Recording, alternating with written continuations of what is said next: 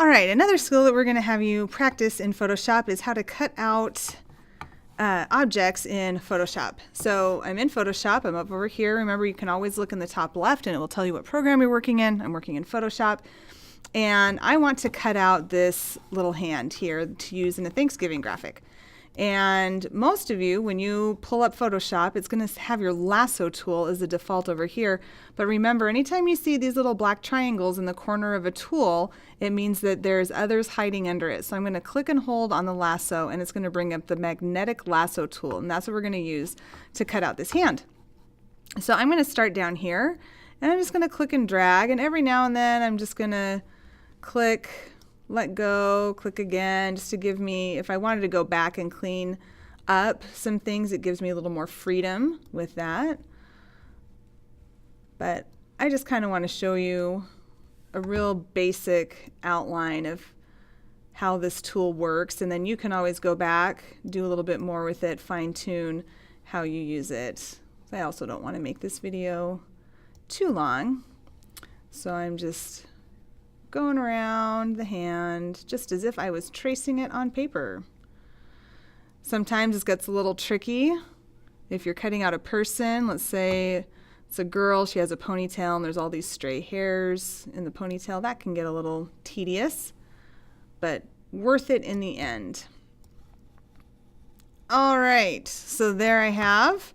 And as soon as I connect the dots, it will do this. Now, sometimes I don't connect very well. And so once you're done, if it doesn't automatically turn into these moving lines, all you have to do is hit enter. When you're done cutting out, as soon as you hit enter, then you can get this same effect. This kind of shows you what's going to be cut out.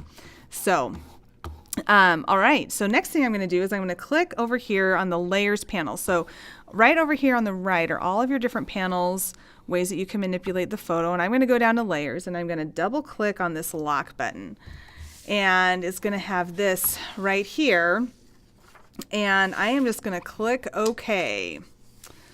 I'm going to add a new layer here, and then I'm going to right click on this line or anywhere on this little piece, and I'm going to go select inverse. And now here's the scary part, and you just have to trust that this is what's going to work. Next, you're going to hit the delete button on your keyboard. And I hit delete, and wow, there it goes. And so you can see here, if I wanted to make this really clean, you can see how some of the black didn't quite get in. It's on the top of this finger, but it's not over here. It's on the side. And so if I was doing this for a real graphic, I would definitely go back. I would make these a little bit clearer. One of the best tools you can use to do this is if you zoom in when you're cutting out, then you can see very clearly. I did a pretty good job with his beak, but I didn't do too good a job over there. And so never be afraid to zoom in. That's always important. Zooming in also would have helped me with this this black outline here. Okay, and so this is what my cutout would look like. And next, the last step here, I'm going to file and I'm going to save as. And here's the thing: you want to save it as a PNG file. If you're going to be on newspaper, you want to save it as a Photoshop file. You can just save it as the PSD Photoshop.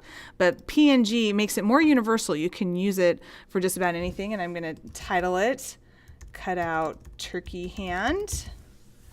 And I'm just going to save it right now to my desktop, but you can save it wherever you're going to need it. I'm going to click Save, and I'm just going to click OK. And now I have a cutout of a hand that then, because it's a PNG file, I can use it in InDesign. I can use it in pretty much anything. It's right over here on my desktop. And you can see, as soon as it comes up here, you can see what it would look like. So it's got the white background, so I can do anything to it, really. I could add all kinds of different design elements to it if I needed to. So that is how you use the magnetic lasso tool and cut out objects.